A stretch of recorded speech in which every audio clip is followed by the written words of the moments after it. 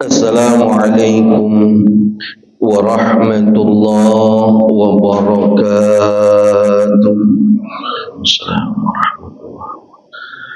Al-Fatihah li Sayyidil Arabi wal A'jam wa hadiyatan lil muallifi wa masyayikhina wa usulina al-kiram wa li futuhil ilmi khairi wal hikam. Al-Fatihah. A'udzu billahi minasy syaithanir rajim. Bismillahirrahmanirrahim. Alhamdulillahi rabbil alamin. Ar-Rahmanir Rahim. Maliki yaumiddin. Iyyaka na'budu wa iyyaka nasta'in. Ihdinas siratal mustaqim. Siratal ladzina an'amta 'alaihim ghairil maghdubi 'alaihim waladdallin. Amin. Bismillah walhamdulillah wassalatu wassalamu ala rasulillah Muhammad ibni Abdillah wa ala alihi wa sahbihi wa mawala. Amma ba'du, wa'lamu anna an-nabiyya sallallahu alaihi wasallam qala la yanbaghi lil 'alimi an yaskuta 'an 'ilmihi wa la yanbaghi lil jahili an yaskuta 'an jahlihi. Wa bisanadil muttasini ilal imamil muallifi rahimahullahu ta'ala wa ada'an naf'a bihi wa bi'ulumihi wa bikum fid daraini amin. Babul qiradi. An Suhaibin radhiyallahu anhu anna an-nabiyya sallallahu alaihi wasallam qala salasun fihinna al-barakatu al-bay'u ila ajalin wal muqaradatu wa khaltul burri bisya'iri lil bayti la lil bay'i.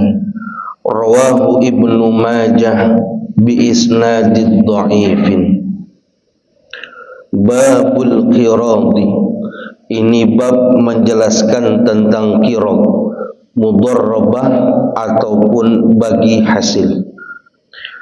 An Suhaibin radhiyallahu anhu. Satu riwayat hadis melalui jalur sahabat Suhaib, semoga Allah senantiasa meridhai kepada beliau. Anna Nabiy sallallahu alaihi wasallam qala, bahwasannya Nabi kita Muhammad sallallahu alaihi wasallam berpesan, salasun, ada 3 perkara, fihinna yang ada pada 3 perkara itu al-barakatu, keberkahan. Yang pertama al-bai'u ila ajalin, orang yang melakukan transaksi jual beli ila ajalin dengan disertai tempo. Wal muqaradatu, dan yang kedua muqarradah atau mudharrabah, berbagi hasil.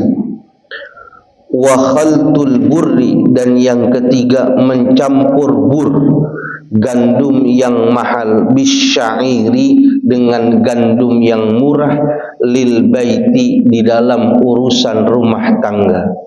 La lil bai'i, bukan urusan untuk jual beli. Rawah Ibnu Majah, meriwayatkan hadis ini oleh Imam Ibnu Majah bi isnadid dha'ifin, dengan sanadnya yang dhaif. Jamaah yang dimuliakan Allah Subhanahu wa taala, puji syukur sama-sama kita panjatkan kehadirat Allah Subhanahu wa taala yang masih mengkaruniakan kepada kita dengan beribu-ribu nikmat, bahkan berjuta-juta nikmat, dengan nikmat yang Allah berikan kepada kita, baik berupa nikmat iman, nikmat Islam, terlebih nikmat sehat wal afiyah. Alhamdulillah, Allah Subhanahu wa taala memperkenankan kita untuk bisa hadir di tempat yang penuh keberkahan ini. Mudah-mudahan hadirnya kita menjadi obat buat kita, hadirnya kita menjadi wasilah akan turunnya keberkahan dari Allah Subhanahu wa taala. Dan mudah-mudahan Allah sehatkan badan kita, Allah panjangkan umur kita, karena sesaat lagi, tidak kurang dari 24 hari lagi, kita akan menyambut datangnya bulan suci Ramadan. Mudah-mudahan sehat badannya, sehat kantongnya, sehat segala-galanya ya. THR turun, tunjangan turun, bonus turun, hujan juga turun, meriang juga berarti ya. Iya, ini udah bulan Sya'ban ini. Sebentar lagi nisfu, kemungkinan pekan depan kita tawakuf buat persiapan nyambut bulan suci Ramadan. Mudah-mudahan Allah sampaikan umur kita. Di waktu yang singkat ini kita masih melanjutkan hadis ahkam kita yang masih berkaitan tentang tata cara muamalah, tata cara berhubungan baik dengan manusia. Karena Islam memandang kemuliaan orang lain itu bukan karena pangkat jabatannya.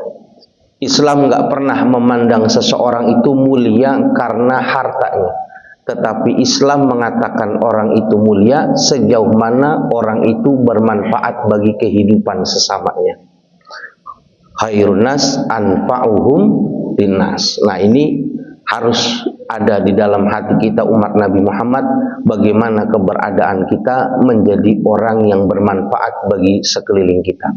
Kalau kita kerja, makan, tidur, hubungan, mati, kebo juga begitu soalnya. Bajak dia, dapat jatah makan, ketemu sama istri, ngelahirin, mati dia. Masa kita sama kebo gitu kan? Bedanya dia nggak nyambut Ramadan aja, kita nyambut Ramadan. Jangan. Mudah-mudahan keberadaan kita bermanfaat. Nah, hadis yang kita baca mungkin tidak banyak berkaitan muamalah yang disebut dengan mudharabah, bagi hasil.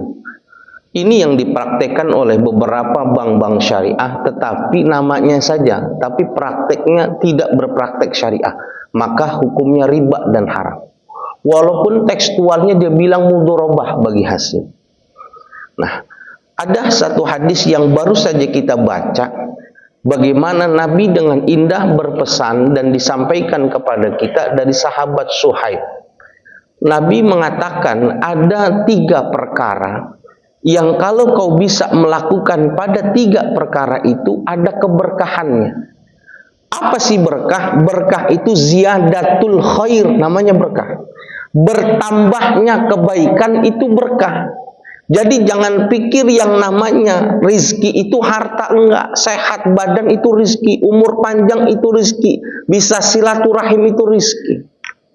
Kalau dikatakan berkah ziyadatul khair, antum berkah nih umurnya, bisa dipakai buat ibadah, itu berkah namanya. Antum dikasih tambah rizki, tapi bisa dipakai buat sedekah, itu namanya ziyadatul khair. Tapi kalau nggak nambah keberkahan, badan kita sehat tapi dipakai ibadah berat, ini nggak berkah namanya umurnya. Kita punya harta tapi nggak bisa dipakai buat sedekah, ini nggak berkah namanya. Kenapa? Karena hartanya nggak bisa dipakai buat kebaikan. Ini yang masalah. Maka yang dituntut buat kita, cari keberkahan. Kata Nabi, umat Nabi Muhammad banyak kalau mau cari keberkahan. Nah, siang hari ini kita diingatkan sama Nabi 3 perbuatan muamalah, yang perbuatan ini adalah mengandung keberkahan di dalamnya. Nah, mudharabah itu dari kata al-qat'u. Qat'u itu artinya memotong. Orang yang sudi memotong hartanya, orang yang sudi mengambil sedikit hartanya diberikan kepada orang lain, yang orang lain itu mempergunakannya untuk kebaikan kita. Kenapa? Karena dia bekerja untuk kita, menghasilkan keuntungan buat kita. Karena sudah bekerja buat kita, memberikan keuntungan buat kita, maka kita sudi memotong uang keuntungan itu diberikan kepada dia. Keuntungannya dibagi dua, tamlikul mal kepada orang yang memiliki modal dan diberikan kepada orang yang memutarkan modal. Ada orang punya duit banyak tapi buat bisnis nggak bisa. Kenapa? Kalau kata orang Jawa, balungnya kecil, tulangnya kecil, nggak bisa buat usaha dia. Ada orang kere tapi sedotan aja bisa jadi uang. Lihat di IG, sedotan duit jadi payung-payungan gitu, itu jadi duit. Sedotan berapa duit? Cepet dijual jadi 2.000. Dia beli segini cuma 1.500, dia jual satunya 2.000, bisa dapat dia sampai dengan 100.000. Kenapa? Dia punya skill di situ. Nah, Nabi mengajarkan orang yang punya harta kerjasama dengan orang yang tidak punya harta. Nah, uangnya ini diberikan kepada orang yang jago melakukan bisnis, nanti hasilnya dibagi dua. Ini namanya mudorobah bagi hasil. Kan di bank begitu kan, Pak Ustadz Ridwan, ini saldonya ada 1 miliar ini, nggak dipakai-pakai, sayang saldonya. Bagaimana kalau kita pakai sistem mudorobah saja, nanti uangnya kami pakai buat bisnis, nanti keuntungannya kita bagi hasil. Setuju nggak Ustadz? Ustadz diem aja, nanti kami yang kerja. Setuju. Akadnya kita baca, kita ada tangan, tapi di situ ditulis nanti setiap bulan kita dapat 600.000 misalkan. 600.000.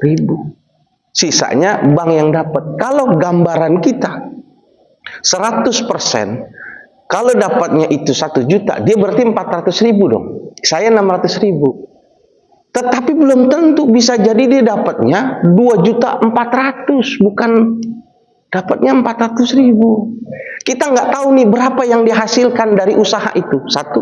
Kedua, nggak boleh yang namanya mudorobah itu pakai nominal, enggak. Yang ada pakai persentase di situ.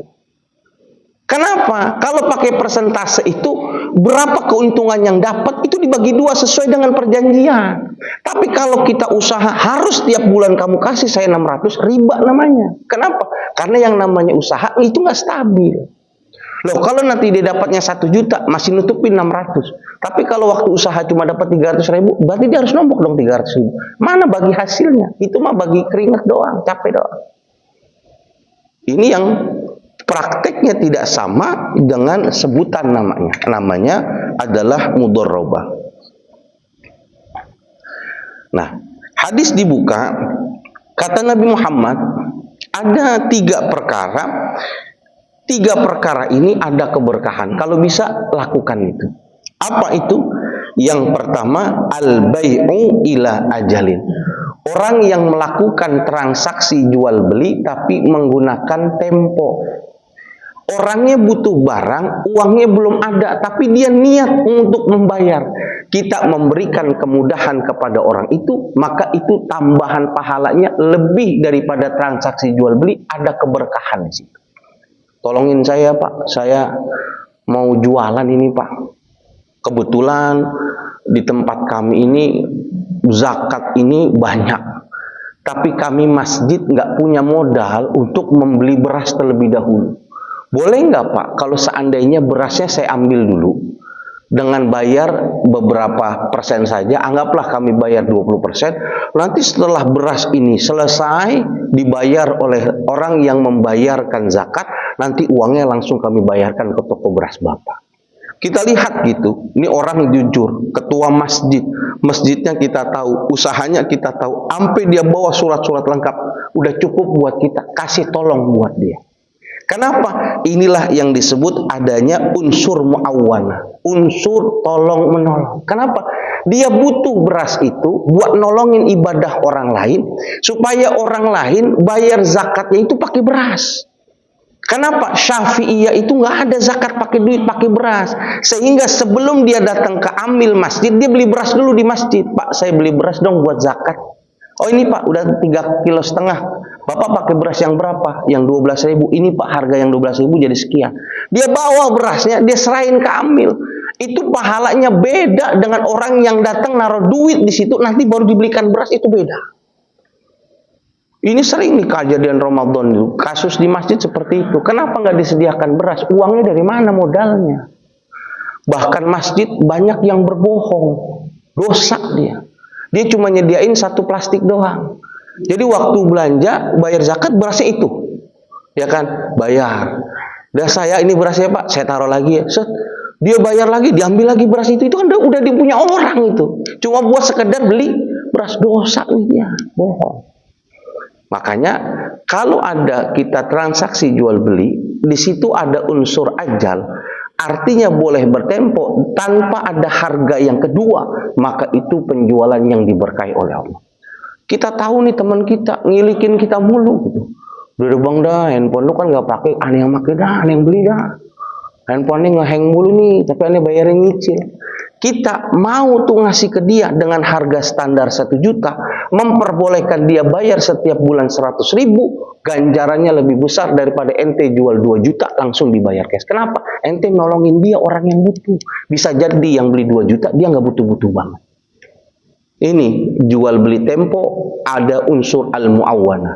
Yang kedua ada unsur al-musamahah bainal ibad. Ada toleransi antar umat beragama, khususnya agama Islam. Katanya orang Islam baik, masa saudara kejepit nggak ditolongi? Tolongin. Nih, ambil aja beras nggak apa-apa. Bata berapa butuhnya PLN? Oh, yang wajib bayar di kantor ada 15 orang. Berapa butuh beras? Ambil aja, Bang. Nanti Bang Anggi tanggung jawab ya. Yang DP-nya nggak usah pakai DP, KTP ente aja sini. Nanti kalau suatu saat ente lari, ane cari KTP-nya. Cukup. Jaminan harus. Nih, jual beli yang memberikan tempo, yang orang itu bersedia dan benar-benar ingin menanggung. Tapi kalau dia memang orang ketahuan culas ya jangan. Gitu. Tapi kalau dia punya niat baik mau melunasi dan dia benar-benar butuh, kasih dia. Beda sama hutang ya, beda. Ini kita kasih sesuai dengan waktu temponya. Berarti nanti kapan dibagikan berasnya Ustadz? Biasanya malam takbiran. Oke, saya kasih malam takbiran jam 10 malam, bisa lunasin beras-beras yang diambil, yang antum pakai di masjid buat bayar zakat. Bisa. Janji ya, janji. Selamat, udah cukup. Itu ganjarannya lebih besar. Ente nggak bayar zakat di situ. Ente nggak, tapi ganjaran ente nolongin orang mempraktekkan hukum Syafi'iyah, ganjarannya besar. Bisa jadi Allah lipat gandakan pahala kita, apalagi di bulan Ramadan. Ini jual bertempo, tolongin teman kita. Kadang kan kita jual nggak ini kan, aduh handphone ada 3, jual 1 sama siapa ya? Diplut deh, dijual handphone, ya kan? Nggak buru-buru banget, jadi nggak usah ditawar. Gitu kan ada yang jual cepat, ada yang nggak jual cepat kan, jual santai ada kan? Jual santai bahasanya kan, iya. Bang Asep bilang, saya aja yang pakai Bang Anggi dah, saya butuh banget nih, buat ini chattingan sama istri nih, buat ini. Nah itu kalau bisa kasih aja. Yang kedua apa? Al-muqarrabah, bagi hasil. Kita yang punya duit kasih lapak pekerjaan sama orang yang nggak bisa mengelolanya, yang bisa mengelolanya supaya duit kita manfaat gitu. Lagi duit yang di bank itu bakal kena zakat kalau itu ditanam terus selama setahun. Datang ke teman saudara kita datang ke kita bilang gitu, Bang, tolongin dong Bang, mau puasa nih Bang, gue juga tahu mau puasa, gue juga puasa, tolongin Bang, tuh biasanya di bulan puasa tuh Bang, itu yang namanya biji salak keras, puasa Ramadan jadi lembek tuh Bang. Saya pengen jualan itu dong Bang, tolongin dong Bang, kasih modal Bang, kasih modal Bang, tolong dong Bang. Gitu. Bagaimana nanti kita hitungannya bulanan aja deh Bang. Saya pinjam uangnya 1 bulan, saya olah nih buat dagang kolak, dagang gorengan. Nanti 1 hari sebelum Lebaran kita hitung keuntungannya berapa, pengeluarannya berapa. Nanti keuntungannya kita bagi 2. Itu mudharabah. Pakainya bukan nominal, pakainya persentase. Berapa untungnya? Ya, abang kan orang kaya, abang 40 saya 60 dah gitu. Gak usah begitu, gue 30 lu 70 gitu. Wah, ya hebat nih. Kalau ada yang model begini gitu. Biasanya kan kucrit Bang, gak bisa 50-50. Ya kan, kalau mau gua kasih, nggak mau ya udah. Ini kan kadang-kadang songong banget yang punya duit gitu, kasih gitu, ya udah nggak apa-apa dah. Timbang duit kita ngendem di Ramadan tuh, cuma kita cekin doang kan, tiap hari kan kita ngecekin saldo kan, ngeliatin ngecek kayak orang PA gitu, ngecek segini-gini aja saldonya nggak nambah-nambah. Kita kasih tuh, nih jualan 1 bulan, bikin perjanjian, nanti bagi hasil 60-40%, ente yang capai 60, ane 40. Paham? Paham. Boleh salaman. Nah, kalau sudah ada akad mudharabah seperti itu, maka resiko yang terjadi itu resiko pemilik modal. Kalau akad mudharabahnya dijalankan dengan sesuai aturan. Karena orang yang berakad nanti boleh mengajukan syarat. Udah ya, jual gorengan gitu. Ternyata nauzubillah min zalik. Kita nggak tahu dan di luar kendali Allah gitu. Waktu dagang ada musibah dan lain sebagainya, sehingga dagangannya rusak dan lain sebagainya, maka uang yang kita invest di situ hilang. Itu bagian resiko buat kita. Jangan dituntut dia. Di Ciawi itu semalam, ya kan, orang mau bayar tol ditabrak truk, kan ada itu. Dia kan bayar tol itu kan ditabrak truk. Itu namanya musibah. Kalau dalam akad mudharabah, maka yang harus menanggung resiko adalah orang pemilik modal. Kalau dia sudah menjalankan sesuai dengan aturannya, jangan tuntut lagi orang yang bagi hasilnya. Kita tes nih 1 bulan dapatnya berapa? Nanti kita bongkar tuh. Nih bang dapat alhamdulillah 10 juta. Berarti 60-40. Dia kasih 6 juta, kita dapat 4. Dengan modal kita yang 10 juta balik. Ini namanya akad mudharabah.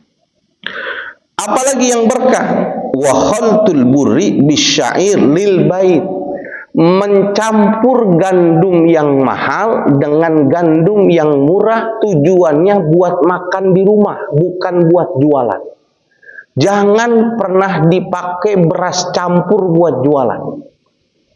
Tapi kalau buat kita makan di rumah, jangan sering-sering makan beras enak. Sekali-kali nyobain pakai beras yang kagak enak. Kalau belum kuat, lu campur berasnya. Orang kalau udah kebiasaan makan enak, tidur enak, dikasih makan yang gak enak, pusing palanya. Santri udah biasa makan kangkung, makan ikan, makan teri, dikasih makan ayam padang, kenyang. Tapi orang kalau udah biasa makan enak, disuruh makan teri, nyangkut mulu, baru menggigit nyangkut gitu. Orang kalau udah biasa tidur di karpet nih, kayak kita nih tidur di karpet, kasih bantal aja enak. Tiba-tiba suruh pelatihan tidur di hotel bintang 5, di spring bed, pules tidurnya. Orang biasa tidur di hotel, suruh tidur di masjid gitu, bangun-bangun pegel-pegel. Nabi bilang, kalau makan jangan enak terus, supaya ada tuh kepedulian sosial buat kita. Lo rasain tuh, makan jangan beras putih mulu, beras yang ada item-itemnya lo makan.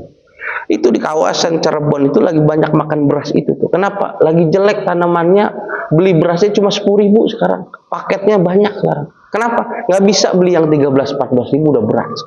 Lu rasain beras itu. Nah, waktu kita makan beras yang 13.000, 15.000, kalau bisa waktu bayar zakat pakai beras yang kita makan. Syukur-syukur lebih dari itu. Kita makan beras 13.000 1 liter, waktu bayar zakat cari yang 13.000 atau lebih dari itu, jangan dikurangi. Berasnya makan 15.000, waktu zakat pakai beras 10.000, ini dosa nih.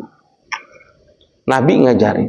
Dan beras yang sudah dicampur nggak boleh dijual. Kenapa? Sudah nggak murni. Jangan dicampur tuh kebiasaan pedagang-pedagang tuh. Ini beras yang bagus 14.000 rojo lele, campur nih sama yang cap mangkok. Diaduk-aduk beda dikit doang. Yang satunya panjang, satu kecil. Dia jual dengan harga yang rojo lele. Dosa orang oplosan. Gas tulisannya 3 kilo, yang diisi cuma 2,2. Hilang tuh 800 gramnya. Kemana tuh? Disedot sama dia tuh. Udah susah, dikurangin lagi kan. Nah, ini dosanya bertumpuk-tumpuk. Nah, ini 3 keberkahan.